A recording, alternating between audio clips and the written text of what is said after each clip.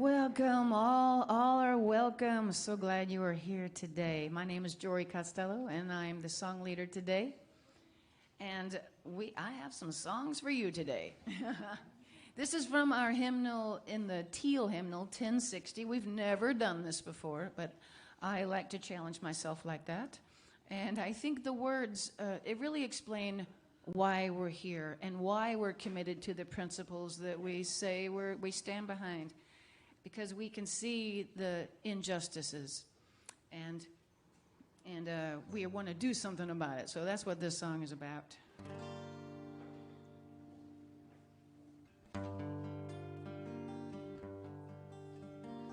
As we sing of hope and joy today, some know only anguish and despair. How can we lift our voices in this way, while some have pain and misery to spare? If a crumbling world would we renew, we must sing no ordinary song. Peals from a noisy gong will never do. In every breath compassion must belong. Let this song our greatest hopes contain. Laughter of a well-fed child its tune. Roofs over every heartbeat its refrain. Its harmony from peaceful cities hewn. Sing of joy while hammering each nail. Sing of joy while pulling every weed. So shall we sing together and prevail. May every alleluia bear a seed. Every alleluia bear a seed. Welcome, y'all.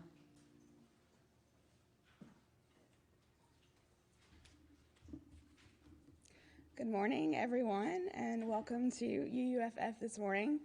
My voice may or may not rejoin us. It's been kind of touch and go for the last week or two. Unitarian Universalism is a liberal religious tradition that values freedom and religious thought and journey. We uphold the unity of our interconnections, connections to each other, to all of life, and to the precious universe of which we are a part. We affirm the universality of love and hope as we journey together in community, and we welcome you, whoever you are at this moment and wherever you are in your journey. If you're joining us for the first time on Facebook, you can check out our website. I don't think we have it up there, but it's uufayetteville.org if you'd like more information, or if you just like to sign up and get the weekly email to know what's going on around here. If you're visiting us for the first time in person today, there's some forms on the back of your seat at the back of the seat in front of you. We'd love for you to fill it out. You can give us your email address for the same reason if you'd like to find out what's going on through the week. And also there's a Joys and Concerns card on the back, and we have a time for that in our services, and someone will come and collect those, or I think we're either coming up front to them now, yeah. But we'll let you know when that's happening, and you can mark on those Joys and Concerns cards if you would like that joy or concern shared from the pulpit, or if you would just like it to stay just with the minister or whoever. If you're on Facebook, you'll be asked to put your joy or concern into the comments, but those are all going to be public, so just so you know that. There's also our nursery downstairs that has reopened just recently, and it is fabulous, and my kids love it. And if you need that, that is down there, but we also welcome children in our service. We love to have them. Thank you for joining us today.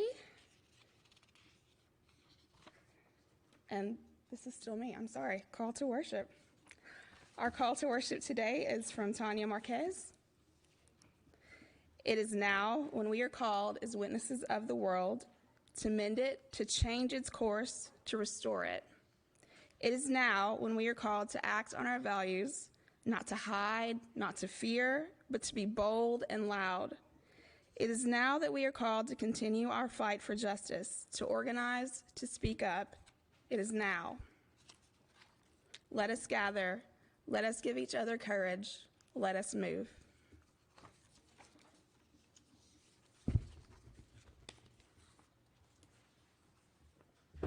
And Stephanie's going to light our chalice for us.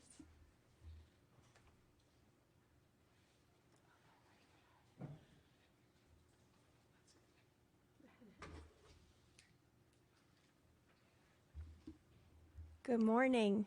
Will you join me in reciting our chalice lighting covenant? It's in your order of service as well as on the screen. Love is the spirit of the church, and service is prayer. To dwell together in peace, to seek knowledge and truth, and to help one another. Thus do we covenant together. Now we are here. Margarita, I will do my best to sing the Spanish verse. And we're going to sing verse 1 and 2. And please join me. It's in the hymnal, page 305, or number 305. This is all the colors. The traditional Spanish version is talking about the colors of spring, the colors of the birds, the colors of the chickens and the roosters that sustain us. Please rise if you're able and willing. And verse 1, verse 2, and then the Spanish verse. 2. Here we go. All the colors, yes, the colors we see in the springtime with all of its flowers. All the colors, when the sunlight shines out through a rift in the cloud and it showers. All the colors, as a rainbow appears when a storm cloud is touched by the sun. All the colors abound for the whole world around and for everyone under the sun.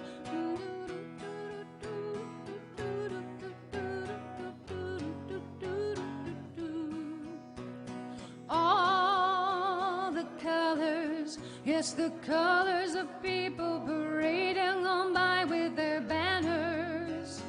All the colors, it's the colors of pennants and streamers and plumes and bandanas. All the colors, it's the colors of people now taking their place in the sun. All the colors abound for the whole world around and for everyone under the sun.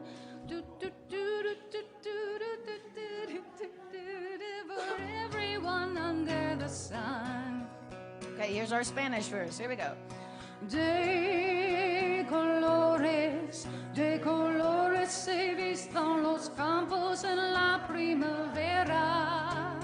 De colores en los pajaritos que vienen de afuera.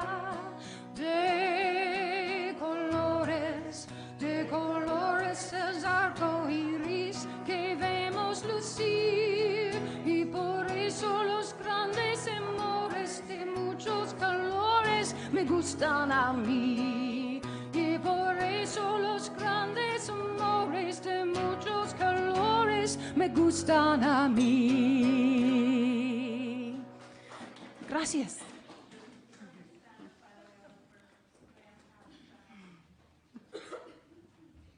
Okay, that was beautiful. Thank you. The story for all ages today is Areli is a dreamer. And can someone get the lights a little bit so we can see the pictures? This one is a little bit sad, but it is a true story. It was written by a woman named Areli Morales, and she is a DACA recipient. This is her story.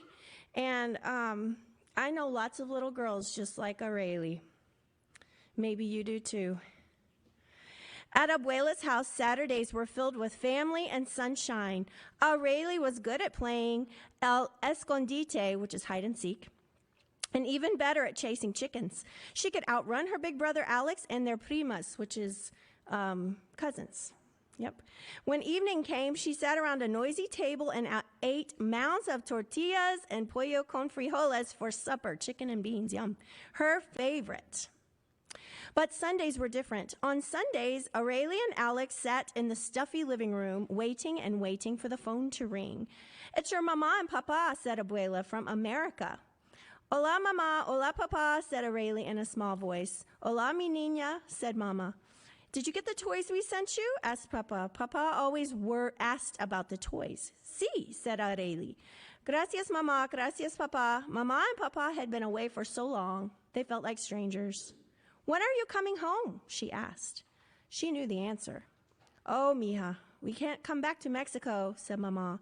"We're trying to get you here to America with us." "Your mama and I dream of the day we will all be together," said papa. "We will send for you soon, I promise." So you can guess that Aurelie is in what country right now? She's in Mexico with her grandma and her brother. And her parents are where? In the United States. When Aurelie hung up the phone, Alex tried to make her smile. "Mama and Papa think about us all the time," he said. "They're working hard, mija," Abuela said, "for all of us. They want us to have a better life." "But why will Alex go to America first and then me?" Aurelie asked. Abuela told her this answer many times. Alex was born in America, so he can come and go. You were born here, so it's harder for you. How hard? Abuela didn't answer. Instead, she wrapped Aurelie in her arms. "Your mama and papa want you all to be together as a family." But they weren't all together as a family that year. Mama and papa didn't come back for Aurelie's birthday, or Dia de los Muertos, or even Navidad. One night, Alex took out his suitcase. "Where are you going?" Aurelie asked, but she already knew. "You know where I'm going," said Alex. "I'm going to Nueva York." He flashed her a big grin and gave her a drawing of the two of them in the yard with the chickens. "So you won't forget me," he said. A few days later, he was gone. Now, when she waited for calls from Mama and Papa, Aurelie had to wait alone. That fall, Aurelie started kindergarten at the school near her Abuela's house. She was so proud to be at school. She learned to tie her shoes, write the alphabet. She played al escondite with her new friends, and she barely thought of Nueva York at all. Until the day Abuela greeted her with tears in her eyes. "Aurelie, mija, you're leaving us," she said. "Your mama and papa are sending someone to take you to New York, to live with them at last." Abuela's voice was shaking. "I don't want to go to New York," Aurelie said. "I want to stay here with you and my friends and my home. Please don't make me go, Abuela." "If I could take care of you here, I would, my sweet, but I am old and there is no future for you in Mexico. You understand now. You don't understand now, but someday you will." The next Saturday night's dinner was very sad. Aurelie said goodbye to her cousins. She said goodbye to her friends. She said goodbye to the mountains and the chickens. "I'll never forget you," she said. On Sunday morning, Abuela woke Aurelie at dawn. They held each other very tightly. A man with kind eyes was waiting for Aurelie in the doorway. "This man is a friend of your mama and papa's, and he will take you to America," Abuela said. "Come, Aurelie," he said. Aurelie stayed where she was. That man was a stranger to her. "Be brave, Aurelie," Abuela said. Aurelie gave Abuela one more fierce hug. "I love you, mija. I love you, Abuela," said Aurelie. And then she left for her new country. And this is a picture of what her journey looked like. She started in a truck. She took a bus. No planes. And then she arrived in New York. Mama cried very hard when she saw Aurelie. Aurelie ran to her, but Mama didn't look like her picture at Abuela's house. Her hair was a different color. It was curly. Papa had lines around his eyes. They held each other for a long time. Aurelie did not want to let go. "Aurelie, Alex said. You made it. I can't wait to show you our house. Alex was a lot taller, but he still had a smile from ear to ear. Everything in New York was bigger and faster and noisier than in the mountains. It was not home at all. Aurelie had to go to school, but the teachers did not know her name. She couldn't speak English, and when she tried, the words came out wrong. She made friends with the other girls who could speak Spanish, but she couldn't stop kids from teasing her. Aurelie's an illegal. They should take her back to Mexico. Aurelie can't read. She's so backward. Her mom cleans my house. She's our maid. Aurelie was ashamed. She'd never felt this way before. No te preocupes, Aurelie, her friend said. I think that means don't worry. No pueden hacerte daño. I think that means they can't hurt you. They can't hurt us. When she went home that night, Aurelie asked her mother what the kids meant when they said she was illegal. Illegal means against the law, her mother began. I'm not against the law, Aurelie said. Of course you're not, said her mother, but you were born in Mexico. Even though you're growing here in America, you are not a citizen of this country. Do I get to be a citizen someday? Asked Aurelie. I hope so, mija. I hope so. Her mother didn't say anything else, so Aurelie asked Alex why she needed to be a citizen. If you're a citizen, you can do whatever Americans do, he said. What if I'm not? Aurelie asked. She wasn't sure she wanted to hear the answer. Then I guess you could be taken back to Mexico, said Alex. He wouldn't look at her, without us. Aurelie did not understand, but she knew she should stay quiet about her first home in Mexico. She did not want to be sent back to Mexico all by herself. She did not want to break the law just by being who she was. Aurelie had to work extra hard to learn her lessons in a new language. It was not easy. By second grade, she could count by fives. In third grade, she learned about the Constitution. And in fourth grade, she could write a book report and read it out loud. Pretty soon, it was hard for Aurelie to remember how the sun shone on the mountains at Abuela's house. Now she spoke English like any other girl from America. She played jump rope games and watched TV shows. She and Alex could get anywhere in the city on the subway. They rode the F train all the way to Coney Island, where she saw the ocean for the first time. Every 4th of July, she was mesmerized by the fireworks in the sky. She was a New Yorker. In 5th grade, Aurelie's class went on a field trip, and they got on a boat and sailed into the Hudson River. Aurelie's heart beat so fast to see Ellis Island, where so many immigrants had come before her. On the tour of Ellis Island, Aurelie learned a lot. More than 12 million immigrants passed through here on their way to America, said the tour guide. Almost every one of us has a family that came to this country from a foreign land. On the boat ride back home, Aurelie thought about the tour guide's words. She pictured the millions of other people who had made the long journey to America and how Lady Liberty welcomed them with her shining torch. She did not feel illegal. She felt like she was part of something very big. On Saturday, she called her abuela in Mexico. Are you working hard? Abuela asked. Very hard, said Aurelie. She told Abuela about Ellis Island. Those immigrants are part of America. Remember when you said I might have a brighter future here? I think I understand.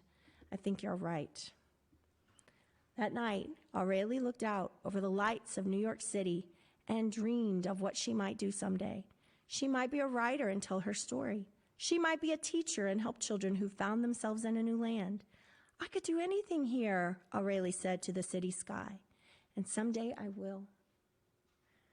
And this page I put in because you can see the writer over there in that top corner. Her name is Aurelie Morales. She was born in Puebla, Mexico, but she was raised in New York. She is a DACA recipient, and this book is her first book. She graduated from, SUNY Brooklyn College with a bachelor's degree in childhood bilingual education, but she works as a substitute teacher. One day, she hopes to have her own classroom where she can teach children to value storytelling and empower them to share her own stories. She lives in Brooklyn, New York, with her family. Thank you for listening to my story today.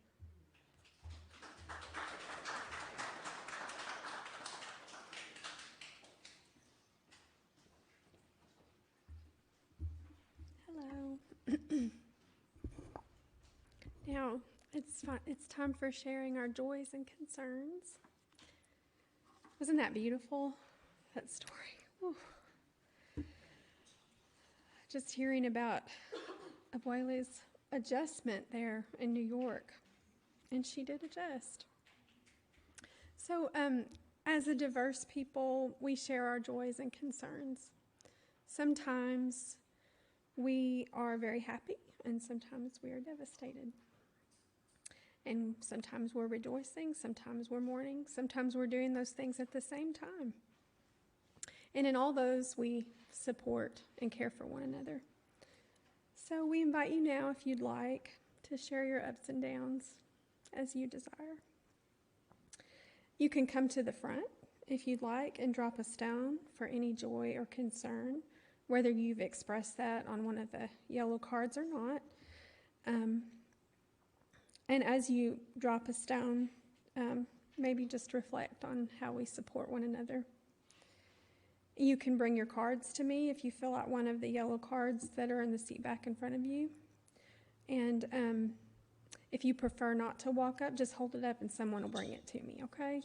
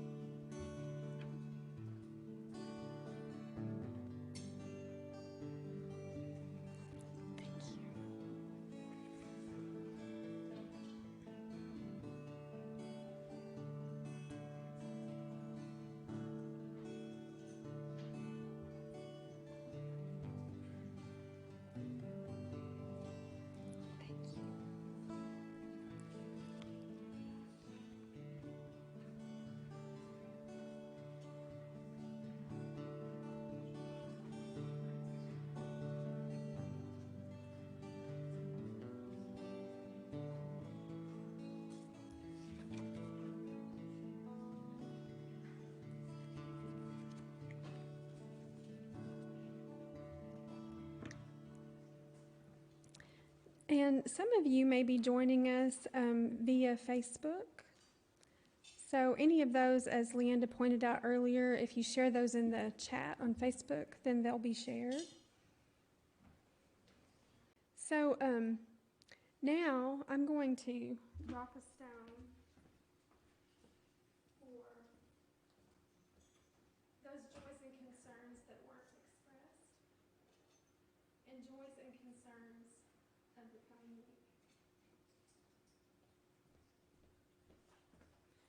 And now we'll just take a moment for some reflection on those joys and concerns.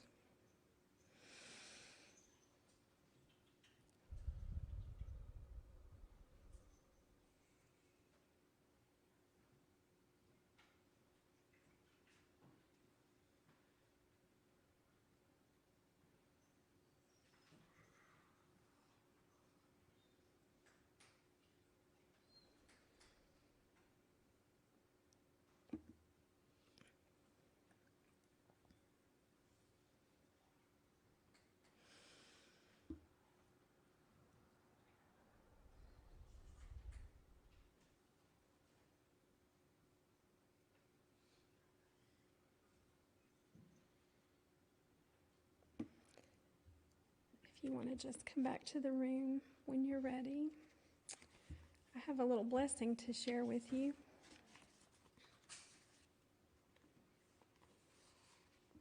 This is a Nahuatl blessing.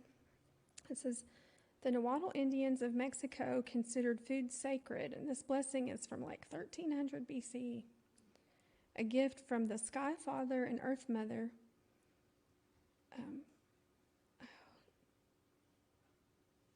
Quetzalcoatl was a feathered serpent deity who represented earth and vegetation and was important in art and religion throughout Mesoamerica for over 2,000 years, a period encompassing the pre-classical era before the Spanish conquest.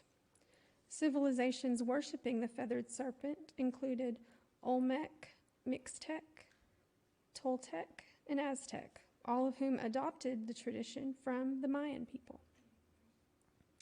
And here is the blessing from the Nahuatl people.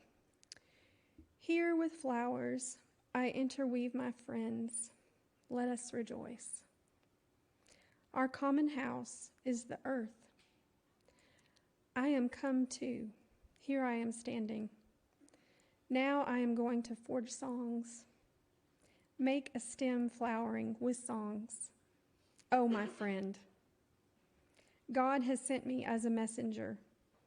I am transformed into a poem.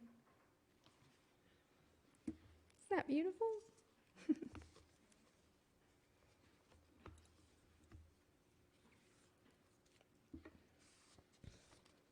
And we're just going to move right on into the offering time.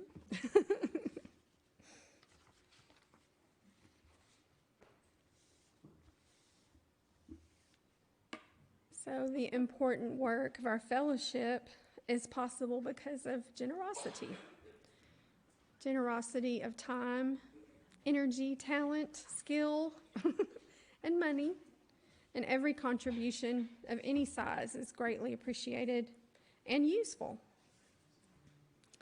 So as we pass the offering basket, we just invite you to share financially as you may. And if you prefer, you can also give online at uufayetteville.org, or you can also mail checks to the office.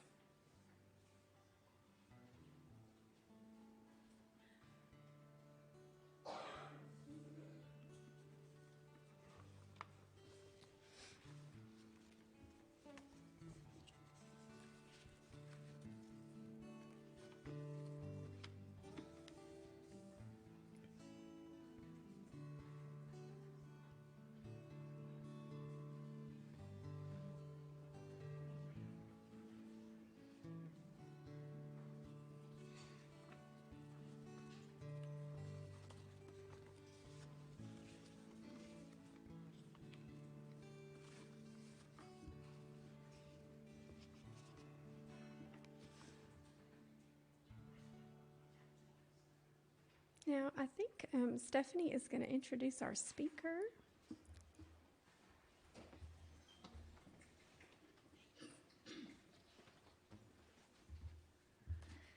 I met Margarita Solorzano while I was working as a school counselor at Bayari Elementary in Springdale.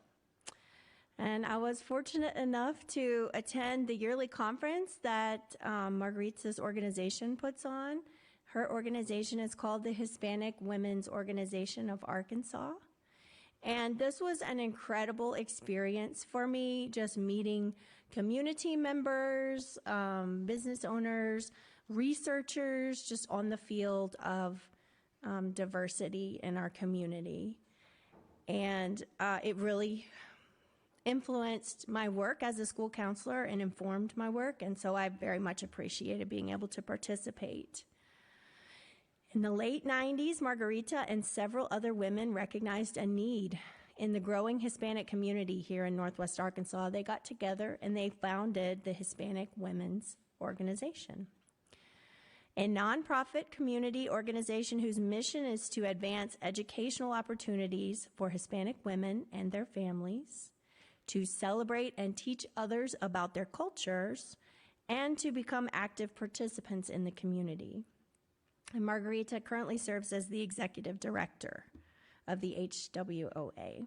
And we're so lucky to have her here with us today to tell us more about her organization, the struggles that are facing our Hispanic friends and neighbors, and specifically what we can do to support them. So thank you, Margarita, for being here today.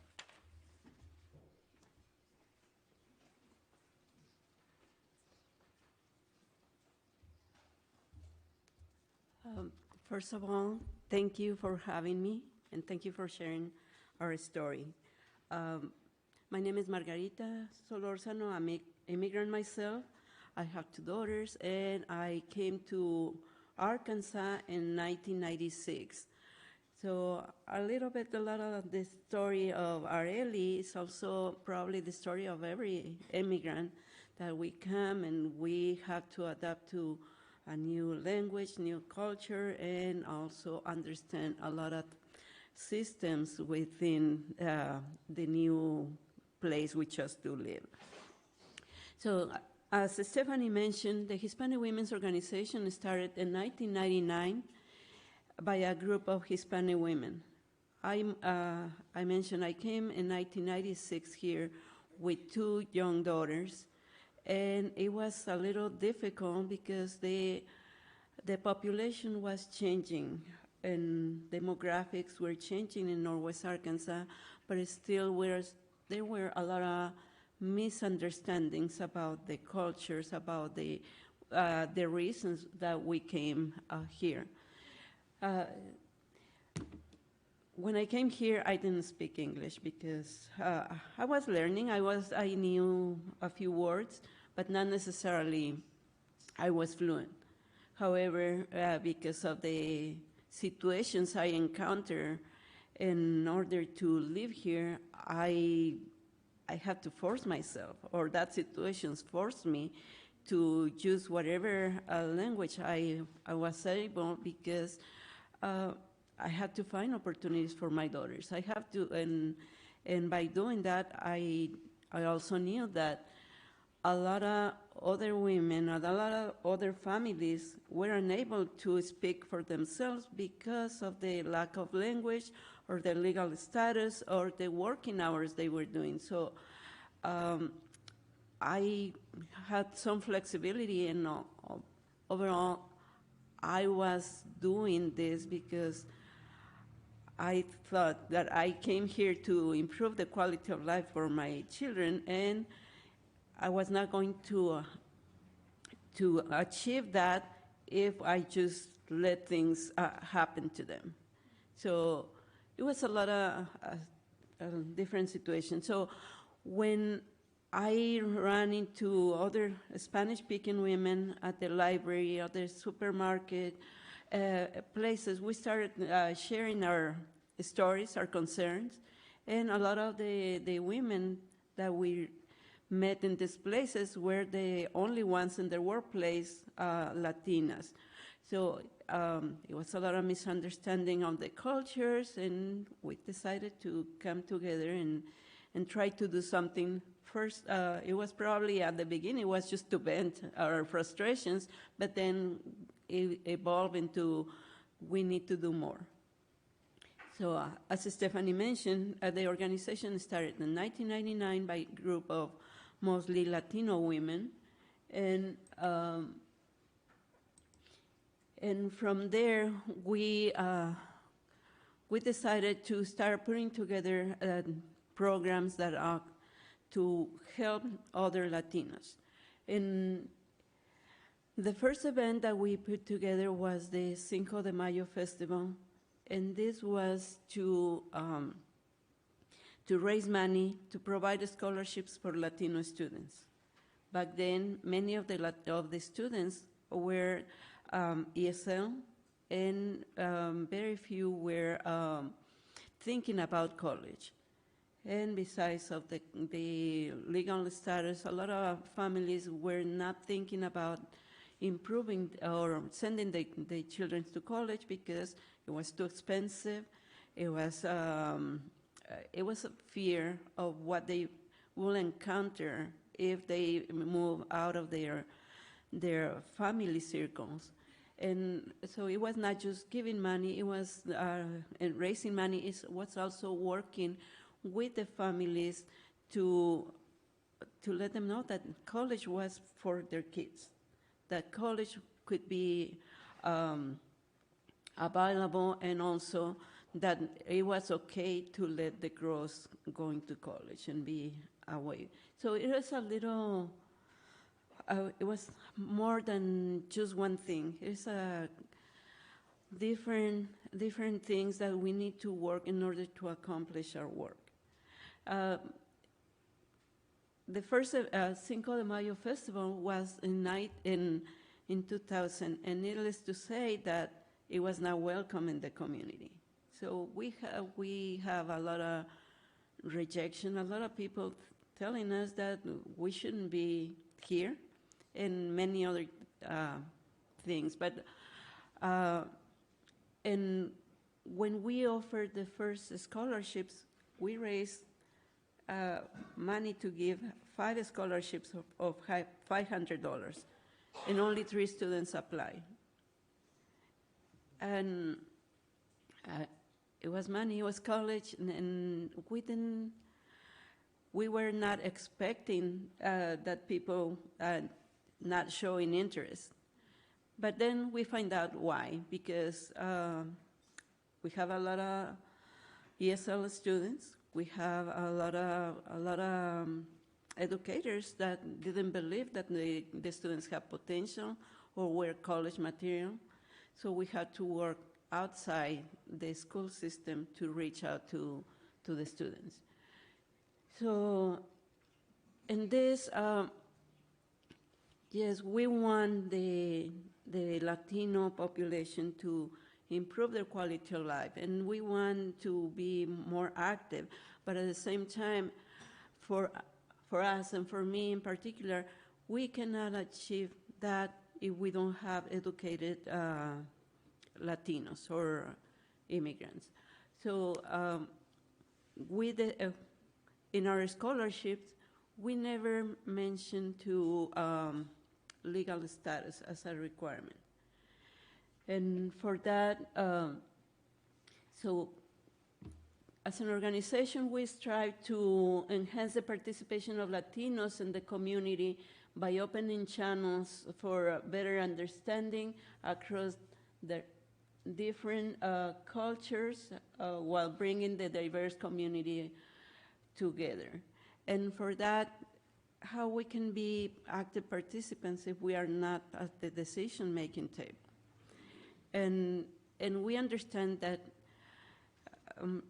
not many Latinos are able to vote because either the legal status or they are in the process of becoming legal, but also it takes years. And probably you have heard about how long it takes for a person to obtain legal status. And whenever they obtain legal status, it depends if they receive a TPS, NACARA, or DACA, or a temporary conditional residency or legal permanent residence. And when they have reached the legal permanent residency, they have to wait at least 5 years to apply for citizenship. So it's a long process, and we don't have that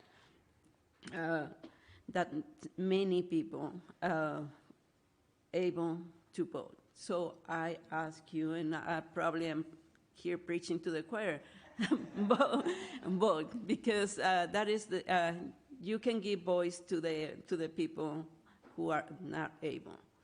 And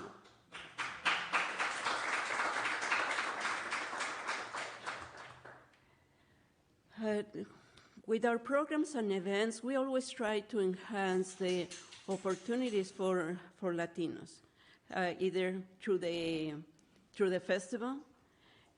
We use this festival to raise money for the scholarship program, but we use the festival throughout the day to promote education, to talk about educational opportunities. Yes, it is a community event, it's open to the public, but we use the day to constantly be mentioning how important is education, how important it is for the students to think about their future. So at the festival, we invite different colleges, universities to come and talk to the participants. We also, during the festival, at the end, we present the scholarships that we provide for the year. And the number of scholarships depends on the the amount of money that we raise throughout the year and during the festival. So for this, probably,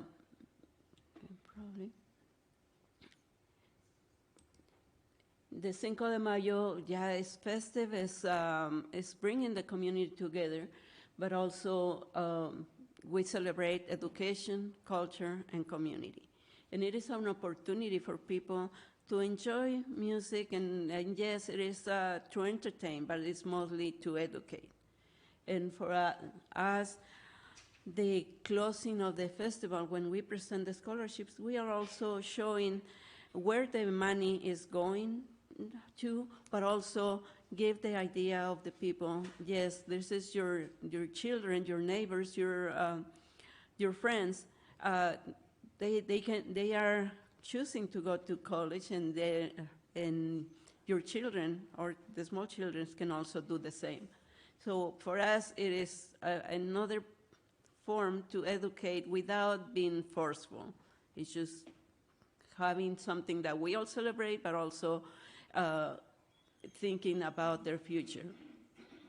Our other event that Stephanie mentioned is our annual conference, where we discuss issues that are important to the community, and also with the opportunity to learn and share what is the values of the Latino community, but also how we are actively engaged to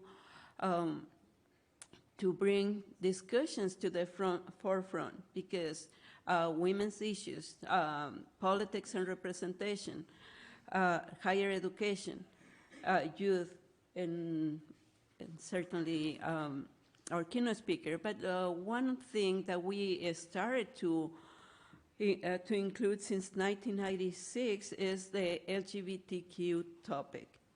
It's a taboo topic probably in many cultures, but in the Latino community is very difficult, because I know the families love their children, but sometimes we don't know how to talk about the issue. We don't know how to embrace or how to share that with other communities. So we decided to start talking about that issue, because it is important, because I know many families are suffering because of their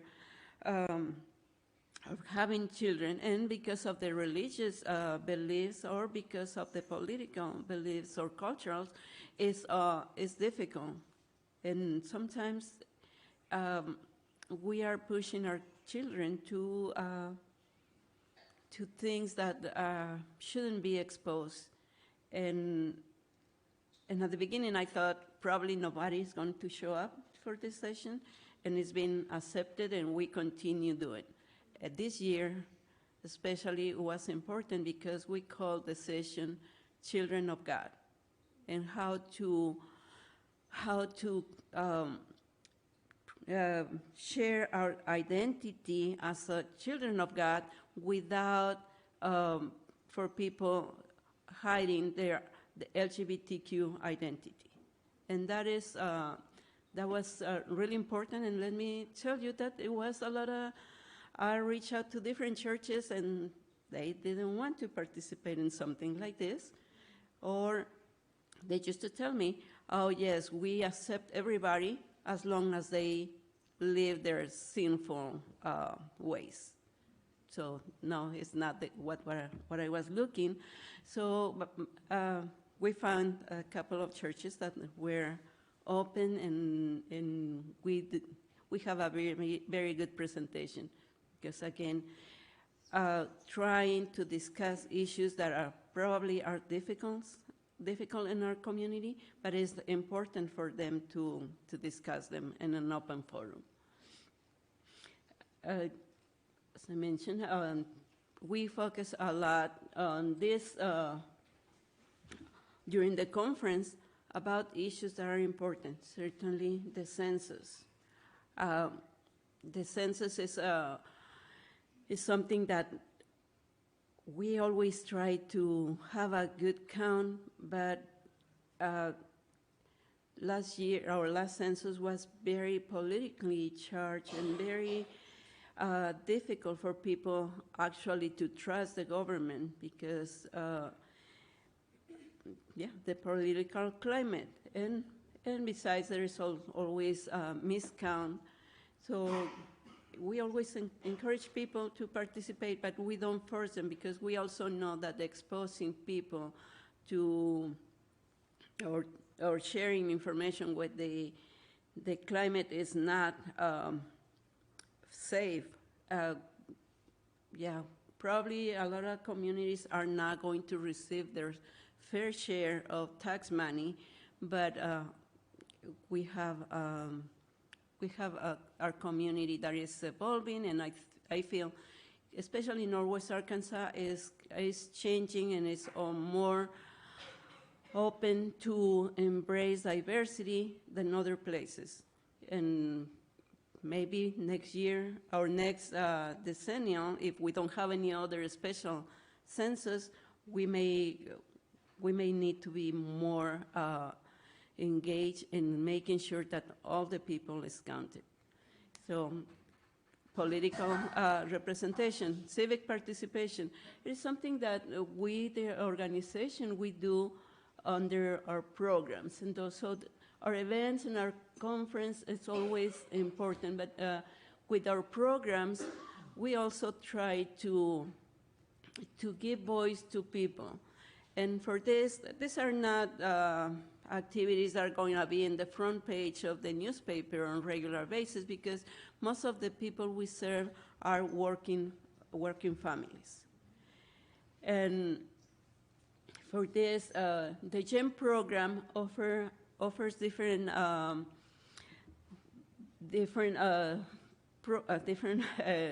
events, activities. One of them is the computer classes. We teach basic practical computer classes in Spanish for people to be able to function in nowadays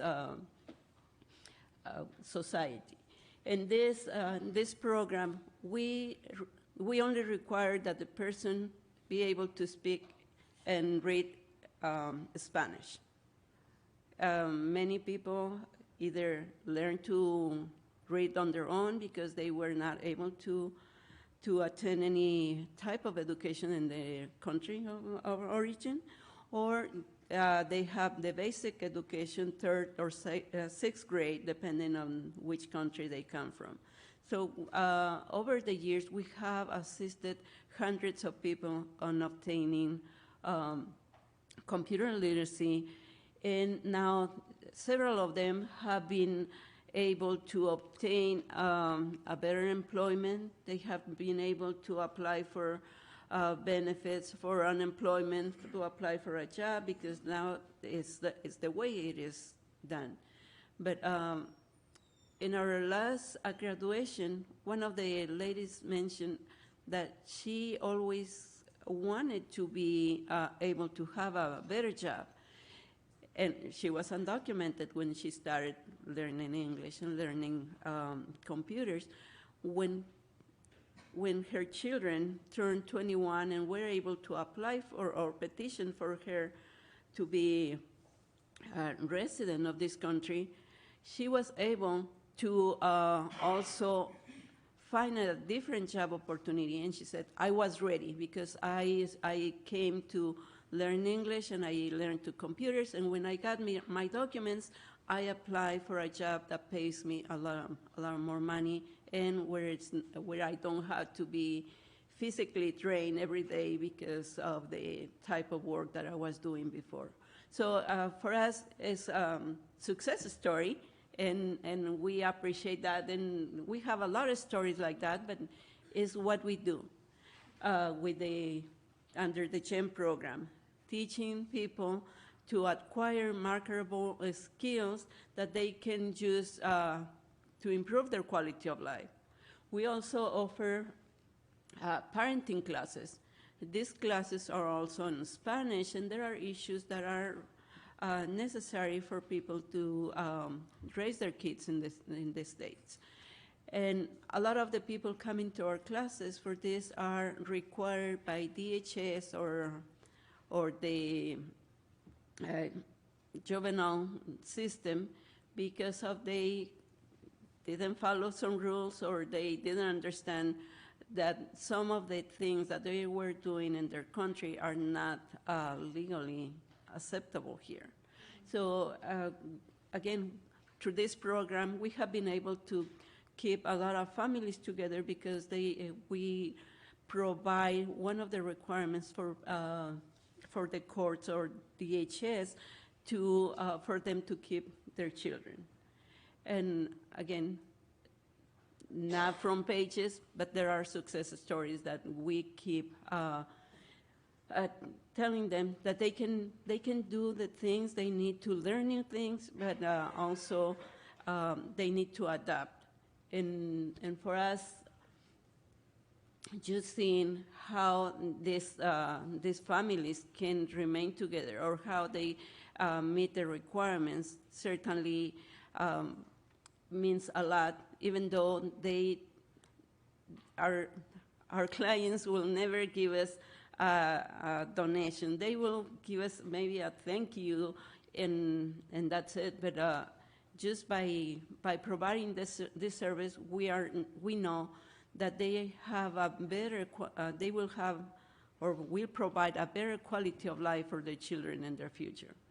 Ms. Margarita, we have about a couple minutes. Okay, yeah, and just the other program is the RAD, Reaching for the American Dream, where we promote citizenship and civic participation. These are activities that we do all year long. And our scholarship program, and this is one of probably the most important because so far we have provided 558 scholarships to Latino students, and we don't require legal status or language. So we also open the scholarship for male and female, and we have the option of other, because several of our students who started as undocumented have been able to obtain legal status or DACA, and several of them are professionals now. And this, for me, it is important that we have people at the table where the decisions are made. Because yes, we can go be active or be trying to change things, but we don't have the qualified people at the table.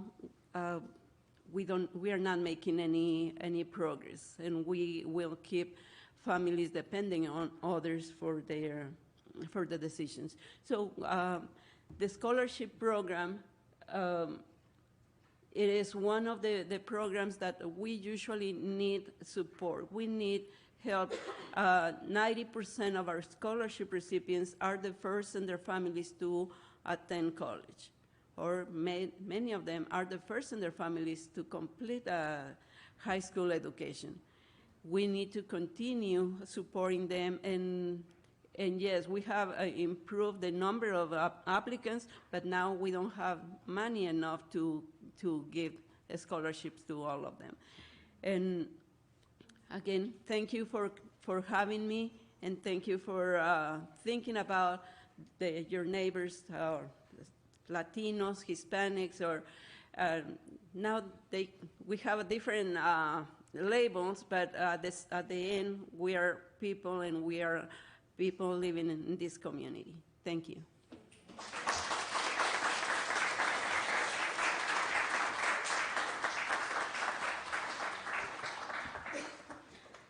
Thank you, Margarita. It's very good to hear about your organization and the lives you've impacted. Thank you so much.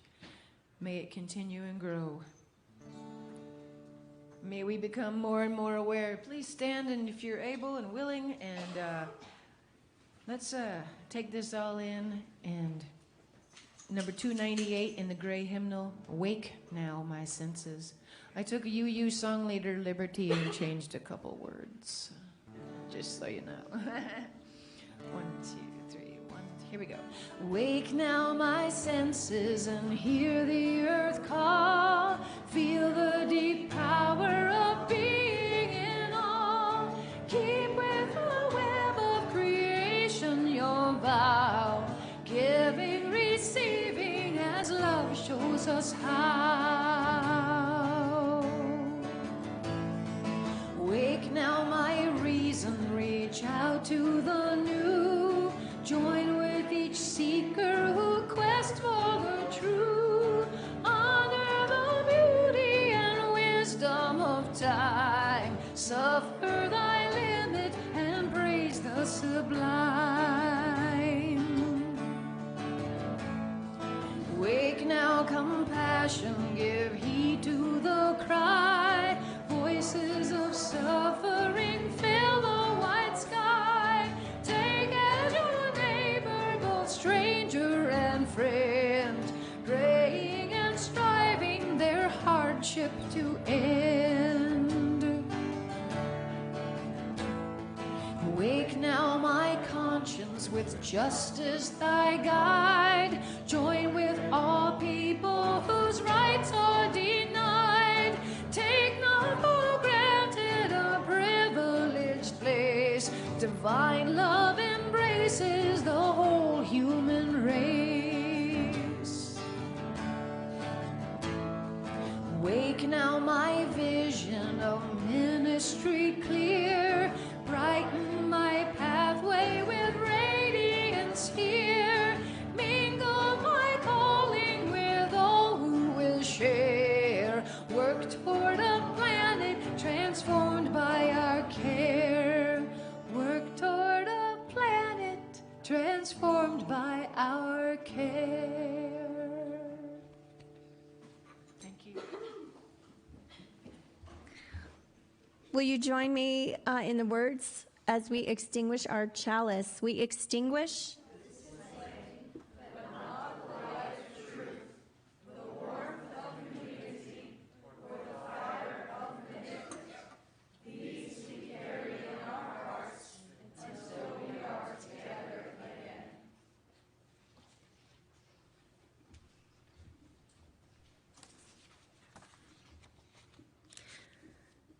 Thank you, Margarita, for speaking with us today. Our closing words come from Jean Ricard. We have a calling in this world.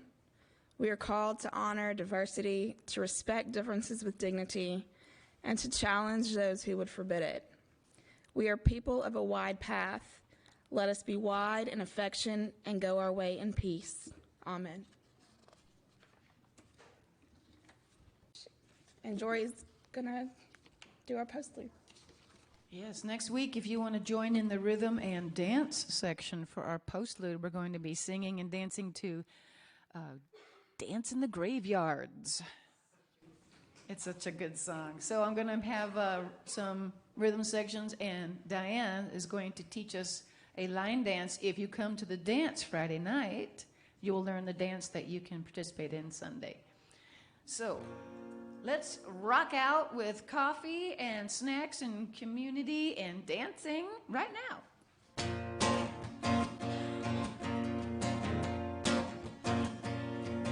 Feel free to get up and get your coffee and chat and sing along or dance to the coffee aisle. We are building a new way. We are building a new way. We are building a new way. Feeling stronger every day. We are building a new way. We are working to be free.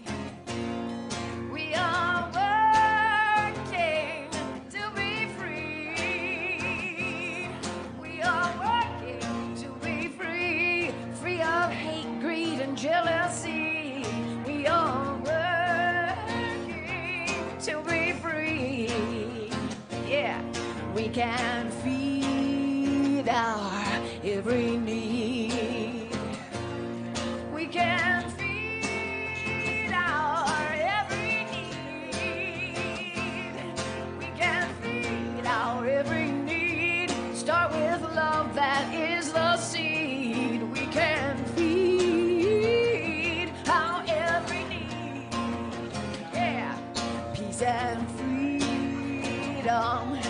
outcry.